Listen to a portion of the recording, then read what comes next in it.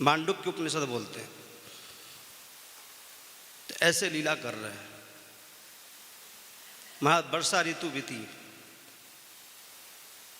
धीरे धीरे नदी स्वच्छ होने लगी, वर्षा ऋतु बीतने लगी, शरद ऋतु का आगमन हो रहा है। वर्षा विगत शरद ऋतु आई, वर्षा विगत शरद ऋतु आई, लक्ष्मण देखहु परम सुहाई, लक्ष्मण देखहु परम सुहाई, फूले कास सकल मही छाई, फूले चारों तरफ फूल खिल गए, विकसित हो गए, मही छाई, जनु बरसा कृत प्रगट बुढ़ाई, जनु बरसा कृत प्रगट बुढ़ाई, मंगल भवन अमंगल हारी, मंगल भवन अमंगल हारी, प्रभु सुदशरथ अजर बिहारी। पूरे वन में फूल खिले हुए हैं।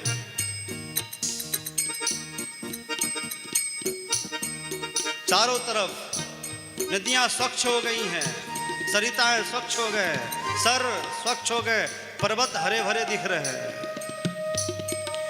उदित अगस्ती पंथ जल शोषा, उदित भगवान सूर्योदय हो गए, पंथ जल शोभा, जिमिलो भई सो सही संतोषा, जिमिलो भई सो सही संतोषा, सरिता सर निर्मल जल सोहा, सरिता सरिता के जल निर्मल हो गए। निर्मल जल सोहा, कैसे?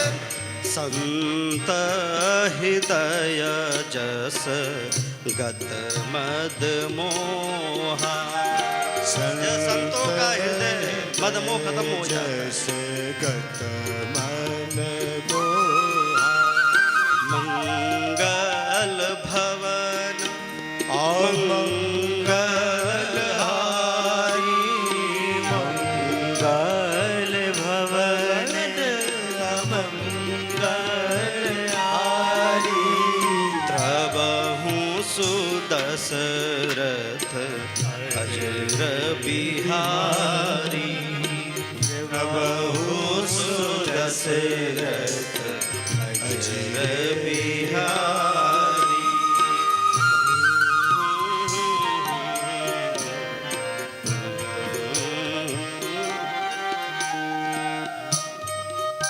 शरद ऋतु का आगमन धीरे धीरे हो रहा है।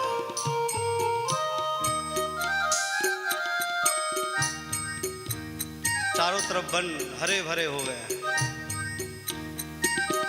आज भगवान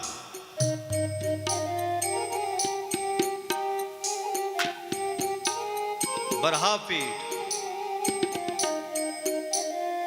आज उस वन में प्रवेश कर रहे हैं। शरद ऋतु में धीरे धीरे बसंत का महीना आ गया।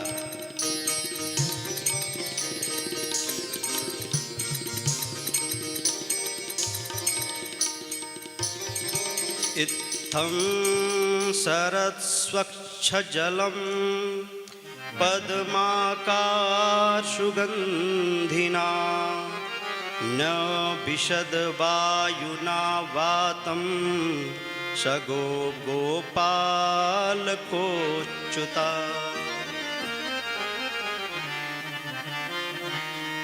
इत्थम शरथ स्वच्छ जलम, शरद ऋतु में जल स्वच्छ हो गए हैं। पद्माकार सुगंधिना, चारों तरफ पद्माकार कमल के पुष्पों के सुगंध व्याप्त हो गए। न विशद वायुना, चारों तरफ मंद मंद वायु बह रही है। चारों तरफ मंद मंद वायु पद्माकार सुगंधियों को खींच करके अपने वायु चारों तरफ भ्रमण कर रही है, घूम रही है। वृक्षों के हल्के हल्के पत्ते हिल रहे हैं। आज भगवान उस वन में प्रवेश कर रहे हैं अपने गोप मंडलों के साथ। स गोप गोपाल कोच्युता, स गोप मतलब समस्त गोपालों को लेकर के। दाऊ दादा भी साथ में है। इत्थम सरस्त स्वच्छ जलम पद्माकार सुगंधी नाम, ऐसे दिव्य वन में प्रवेश कर रहे हैं। वन कैसा है? तो कुसुमित बनराज सुस्मि भृंग, कुसुमित बनराजी सुस्म भृंग, द्विजकुल घोष्ट सरह सरिन महिध्रम, मधुपतिरवगाह्य चारयंगा, सह पशुपाल बलश्चुको जवेणु। महाराज कुसुमित बनराजी, वन विकसित है। वन में प्रधान क्या होता है? वन में वृक्ष प्रधान होते हैं और बाकी सब सौंदर्य को बढ़ाने के लिए होता है। सौंदर्य को बढ़ाने के लिए क्या है? शरत, सर, शरत, महिद्री, ये तीन सौंदर्य को बढ़ाते हैं। सर मतलब सरोवर, सरित मतलब नदियां, महिद्र मतलब पर्वत। वृक्ष तो प्रधान है वन में, तो सर, सरित और पर्वत, ये तीन वन की शोभा को बढ़ाते हैं। भगवान उस वन में प्रवेश कर रहे हैं। मधुपति अवगाही चारयान गाह, स पशुपाल बलश्चुकूज बेणु, उस वन में प्रवेश कर रहे हैं। सरिताएं स्वच्छ है, सर नदियां स्वच्छ है, तालाब सरोवर, ब्रज में कुसुम सरोवर, राधा कुंड, श्याम कुंड, मानसी गंगा इत्यादि जितने भी सरोवर हैं सब स्वच्छ हो गए। उसमें प्रवेश कर रहे हैं। भगवान वन में क्यों प्रवेश करते हैं? केनोपनिषद में वन को ब्रह्म कहा गया। भगवान वन में प्रवेश कर रहे हैं। किस लिए कर रहे हैं? गौओं को चराने के लिए। भगवान ने सबके पास 10 गायें दे रखी, सबके पास 10 गायें हैं। भगवान कहते हैं 10 गायें हैं, तुम जैसा पालना उसे पाल लो।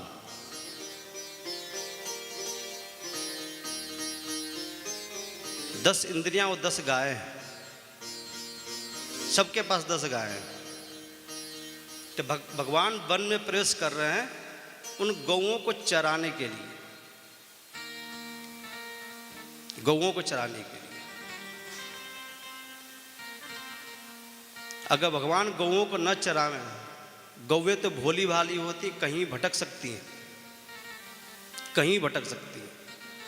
तो भगवान उन गौओं को चराने के लिए वन में प्रवेश कर रहे हैं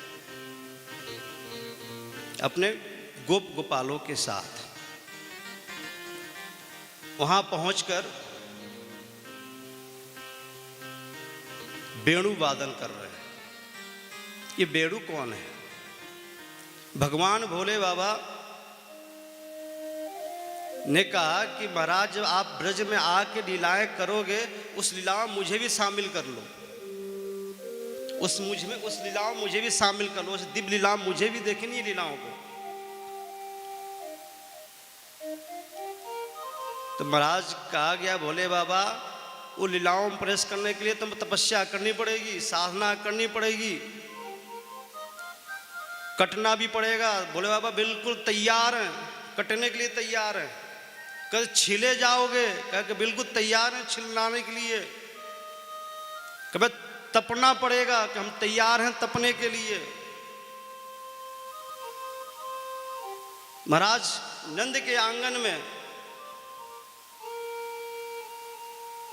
बांस के रूप में भोले बाबा प्रकट हुए हैं।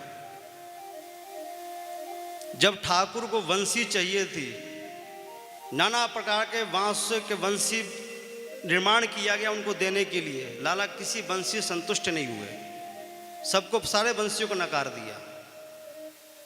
लाला जिद पड़ गए कि मुझे वंशी चाहिए। किसी महात्मा से पूछा कि इनको कैसे संतुष्ट किया जाए, कौन सी वंशी दी जाए। उन्होंने कहा कि नंद, तेरे आंगन में एक बांस का पेड़ है, नन्हा सा छोटा सा,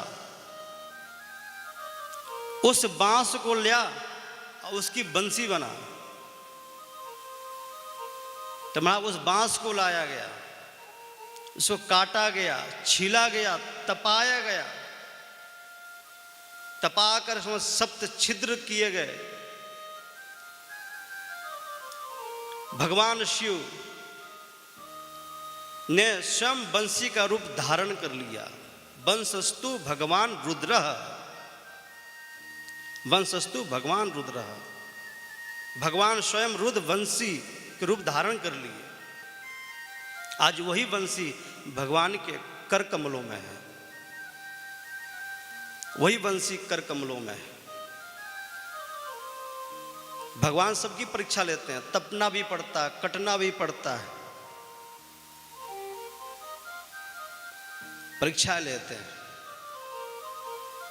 महाराज उस वंशी को ठाकुर ने धारण किया है। वेणु, वेणु करती क्या है, क्या करती है वेणु? भगवान ने दिव्य वेणु वादन किया। उस वेणु वादन का असर